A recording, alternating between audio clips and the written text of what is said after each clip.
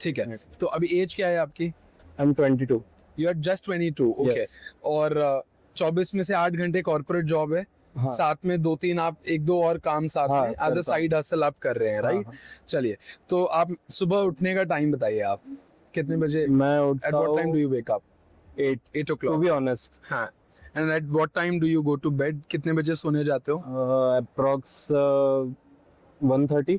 1:30, ठीक है। तो चलो, मेरी वाइफ भी मेरे साथ में ही, हम दोनों एज अ वेलनेस कोचेस हैं। Okay. और आपको एक एक राइट गाइडेंस हम दे सकते हैं, और थोड़े बहुत क्वेश्चंस हम पूछेंगे। तो स्लीप साइकिल आप मेरे को बताओ, बेटर है आपको लगता है कि सही है, या कुछ चैलेंजेस हैं? साउंड स्लीप है? Not really. कभी 1:30 बजे सोना, कभी 3 बजे तक भी वो चले जाता है। ओके, तो मतलब वो साइकिल हमारी रोज चेंज होते रहती है। कभी ठीक है। मैं 3 बजे सोया तो सुबह उठना तो वही टाइम पे पड़ता है। राइट, ठीक है, थोड़ा सा डिस्टर्ब्ड है sleep cycle, you are saying, right? अच्छा, do you do any breathing exercises या कुछ ऐसा करते हो आप?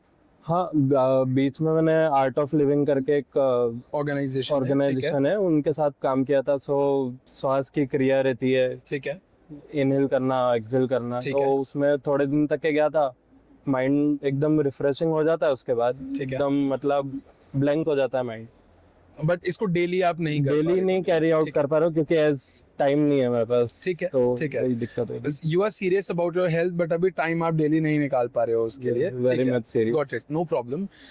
फिर आप मुझे बताइए, स्ट्रेस में से अगर आउट ऑफ 10 आपको स्कोर करना है अपने आप को, तो क्या स्कोर देंगे आप?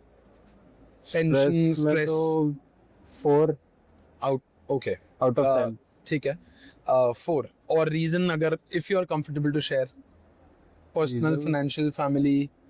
नहीं, मतलब मेरी एज ही 22 है, तो ऐसा कोई फाइनेंशियल बर्डन भी नहीं है। ठीक है, ऑफिस जाना है, ऑफिस से आना है। बट थोड़ा और बहुत थोड़ा बहुत मतलब जैसे एक फ्यूचर के हिसाब से एक जो स्ट्रेस रहता है कि नहीं करना है अभी, Right, जैसे right. बिल्ड हो रहा है आई कैन अग्री। कि हाँ, मतलब 15 साल की भी एज है तो लोग कर रहे हैं, तो उसमें ऐसा मैं आ समझ जाता है रहा कि हूँ। हाँ आपको कुछ करना है किसी चीज पे। ठीक है, ठीक है। तो उस चीज का तो- बस ज्यादा नहीं है, इसलिए 4 रेट किया। अच्छा, are you grateful for the things that are good in your life? आप खुश होते हो उन चीजों के लिए? Some time definitely. प्रे करते हो? Not so much. अच्छा, डेली नहीं करते हो, नहीं। बट बिलीव करते हो कि कोई पावर है? I do believe. ठीक है, वेरी नाइस। चलो, तो थोड़े बहुत जो अभी मैंने आपसे क्वेश्चंस पूछे हैं, वो थोड़ा स्ट्रेस एंड मेंटल हेल्थ को लेकर थे, और थोड़े से स्लीप को लेकर थे। हाँ। अभी मैं चाहूंगा मेरी वाइफ थोड़ा डाइट से रिलेटेड आपसे पूछे कि क्या क्या आप अपनी डाइट में ले रहे हो, टाइमिंग्स क्या हैं उसके, फिर हम आपको शेयर करते हैं कि हम क्या आपकी हेल्प कर पाएंगे, राइट? सो हाय, कुछ भी पूछने से पहले एक क्वेश्चन मेरा आपसे है कि आपने बोला कि आप सीरियस हैं अपनी हेल्थ के लिए, हाँ। बट टाइम आप मैनेज नहीं कर पा रहे हैं, राइट? टाइम मैनेजमेंट थोड़ा दिक्कत। तो अगर आप सीरियस हैं तो आपने बताया आपकी जॉब है, फुल टाइम जॉब भी करते हैं, उसके बाद आप पार्ट टाइम भी कुछ कर रहे हैं। हाँ। 2-3 प्रोफेशन आप साथ में हैंडल कर रहे हैं। तो मेरा क्वेश्चन ये है कि अगर आप 3 जॉब के लिए टाइम निकाल सकते हैं, तो क्या आपके लिए हेल्थ उनसे ज्यादा प्रायोरिटी नहीं है? एज आई सेड कि जो करियर बनाने वाला जो वो है, वो मेरे लिए अभी फिलहाल के लिए हेल्थ से थोड़ा ऊपर है। Okay, I agree. बट मेरा बिलीव है, मतलब हम एक ऐसे एरा में है जहाँ पे इन्वेस्टमेंट की बातें बहुत ज्यादा होती है कि ऐसी जगह पे इन्वेस्ट करो जो आपको फ्यूचर में एक अच्छा रिटर्न दे। बट मैं बिलीव करती हूँ सबसे बढ़िया जो इन्वेस्टमेंट है वो आपकी हेल्थ है, क्योंकि आज आप कितने भी पैसे कमा लो, अगर आपकी हेल्थ सही नहीं है तो उन पैसों का क्या होगा? फ्यूचर में कुछ नहीं है। आज हेल्थ पे इन्वेस्ट करोगे तो फ्यूचर में बहुत अच्छा रिटर्न आपको दे सकती है, राइट? तो मेरा एक सजेशन देना चाहती हूँ, अपनी हेल्थ को कुछ समय के लिए प्रायोरिटी रखे, लॉन्ग टर्म तक आपके साथ रहेगी। और ऑब्वियसली जब हम हेल्दी रहेंगे तो हम आगे और अच्छा ग्रो कर पाएंगे। चल, मैं इसमें एक पॉइंट और ऐड करना चाहूंगा कि मतलब एक सही डायरेक्शन नहीं है। मतलब हेल्थ में अगर अपने को करना भी है तो करना क्या है? Yes, you need a mentor, right? Guidance, एक पुश चाहिए होता है। यस, मैं अग्री करती हूँ इस बात से। So we are here for the same. तो कुछ क्वेश्चंस मैं आपकी थोड़ा आपके लाइफस्टाइल को जानने के लिए, आप डाइट में क्या ले रहे हैं मैं वो पूछना चाहती हूँ आपसे। मॉर्निंग में जब आप उठते हैं, आपने बताया, तो एम्प्टी स्टमक आप कुछ लेते हैं? एम्प्टी स्टमक तो मैं कुछ नहीं, पानी लेता हूँ बस। मतलब ब्रश भी करने के पहले एक पानी ले लो। ये बहुत अच्छी हैबिट है, पानी, खाली पेट पानी पीना, क्योंकि ऐसा बोला जाता है हमारा जो सलाइवा है वो एल्कलाइन होता है, तो हम जब सबसे पहले बिफोर ब्रश हम उसे लेते हैं तो वो हमारे बॉडी को एल्कलाइन बनाता है, हाँ। ऐसा बोला जाता है। तो ये बहुत अच्छी एक चीज ये, हाँ वही है, मैंने रील देखी थी तो कंटिन्यू कर लिया। देन आपका ब्रेकफास्ट का टाइमिंग क्या रहते हैं? ब्रेकफास्ट मैं कंपनी में ही करता हूँ, Okay. मतलब वो भी मैक्सिमम टाइम जंक फूड ही होता है, तो उसको भी कट ऑफ करना है। और फिर वही 2 टाइम का लंच जो रहता है, लंच डिनर।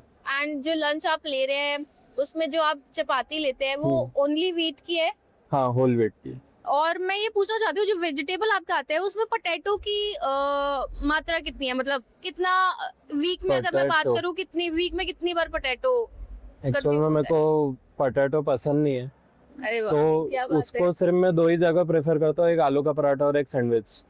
तो वो बहुत कम बनता है, तो Fine. और देन आपका स्नैक में इवनिंग में कुछ आप लेते हैं? नहीं, कुछ नहीं, मैं सिर्फ 2 टाइम, एक लंच और एक डिनर का डिनर टाइम बस। क्या रहता है? डिनर का टाइम 8:30। फाइन। और तो उसमें कितने चपातीज आप लेते हैं? 2 ओके 2 शाम को, 2 सुबह। फाइन। तो क्या ऐसी हैबिट है कि मंचिंग, जैसे कुछ भी दिख गया पड़ा हुआ तो उठा के खा लिया, एक बिस्किट ही तो है? आदत तो है पर टाइम नहीं है, वो Okay. दिक्कत होती है। फाइन।